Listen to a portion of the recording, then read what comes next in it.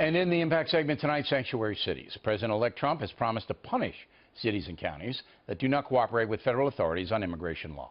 In the face of that, San Francisco is basically thumbing its nose at Mr. Trump. Whose country? Our country. Our country. Thank you very much.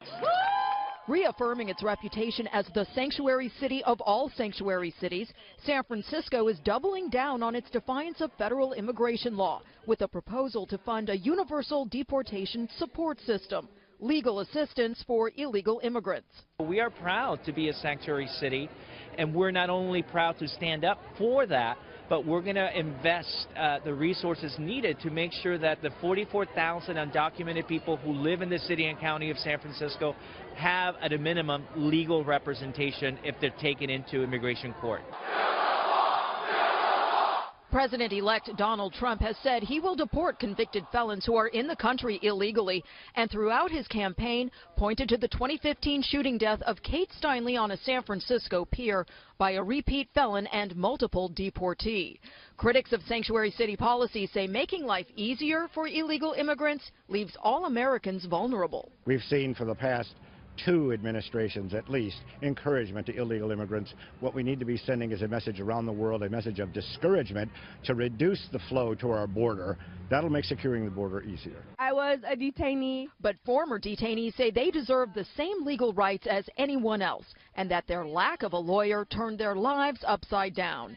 Isolda Matamoros says when she was jailed after passing a bad check in 2014, her young son became suicidal and still suffers from PTSD. It's so important to get the lawyer and get these families back together because the American citizen children of America will get affected extremely when they wake up and their parents are not there. City leaders are now considering a proposal to spend $5 million to hire lawyers to defend illegal immigrants who are facing deportation.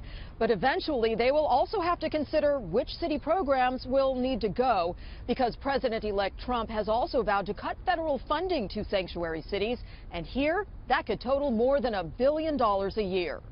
In San Francisco, Claudia Cowan, Fox News. Joining us now from Austin, Texas, Carl Rove, who as a top advisor to President Bush the Younger, had to deal with sanctuary cities. So now I'm appointing you as advisor to Donald Trump. What would you tell him to do about San Francisco? Well, first of all, I wouldn't be caught in dealing with San Francisco's stupid idea of taking $5 million of local taxpayer money and spending it by providing private legal counsel to private individuals. I mean, forget that. Don't focus on that. Let them wrestle with the idea of whose essential services they're going to cut and whose taxes they're going to raise for that.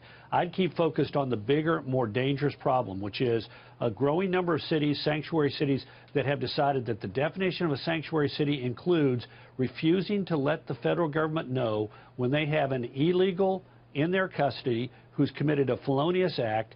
And this is what we saw with Kate Steinle. When it came time for the San Francisco County Jail to let out her killer, they should have turned him over to the federal government to be removed out of the country, and instead they refused to cooperate with the federal officials by notifying him. That's the problem, and what he ought to be focused on is what can he do in terms of passing legislation. Right. And I don't disagree that that's the focus. You've got to give me some solutions here. But there's also another thing in play. San Francisco is going out of its way to challenge Trump. This isn't an accident they did this week. Yeah. Not. Well, look, they're basically saying we don't care about what you, the president, say. All right. Yeah, so but now, don't get in a fight over something which. All right, give me specifics. So you would tell Trump. Go pass a law.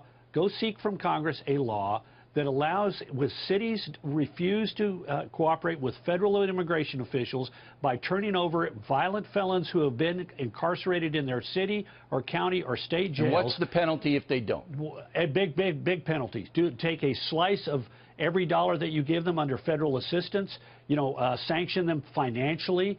And all that's written into the law. You must do this. Yeah, absolutely. All right. If there's a felon, a legal alien in your jurisdiction, immediately you have to tell us, the federal government, ICE. Immediately you have to tell us once that conviction is on the rolls, okay? And if you Yeah, don't, look, that's this already is what on the happens. books, but there's already on the books the requirement that they notify. There's just no penalty if they don't. That's and right, what but has they don't happened. notify. Yeah, You they know don't they don't. notify. Right. Some of them don't notify. Most of them.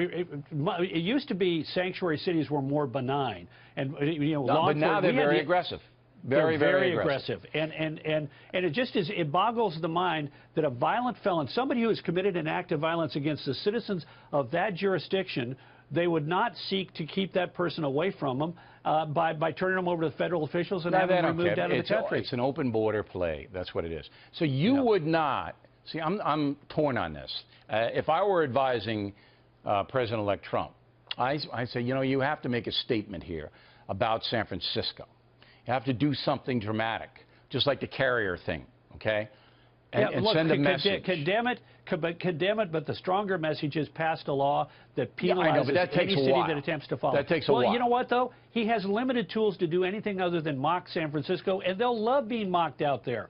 They will be sanctimonious. Well, yeah, I know, but he has limited tools. He can't, under federal law, extract a criminal penalty from them.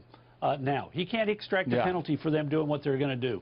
If they spend $5 million of their own money, look, the President of the United States doesn't step into any of those situations. So the law has to be passed and then rigorously enforced. Mr. Rove, thank you.